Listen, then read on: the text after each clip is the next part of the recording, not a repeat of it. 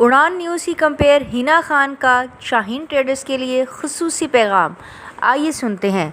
समाजी कारकुन अदील शहजाद और चौधरी अब्दुल माजिद ने भी इनके इस पैगाम को सराहा। अस्सलाम वालेकुम नाज़रीन, मैं हूँ आपकी अपनी होस्ट हिना खान और बड़ी ईद के हवाले से हमारे जो शाहीन ट्रेडर्स हैं वो आपके लिए लाए हैं बहुत मज़ेदार सी ऑफ़र, जिसमें कुछ देसी अंडे हैं और देसी चिकन है और एक प्योर हनी है। मैंने तो टेस्ट किया, लिटरली मुझे तो बहुत अच्छा लगा। तो गाइस एक दफ़ा लाजमी आप लोग भी टेस्ट कीजिएगा।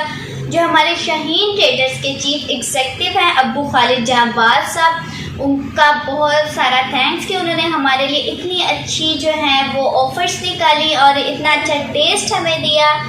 सो एक दफ़ा आप लोगों ने भी लाजमी ट्राई करना है। Thank you.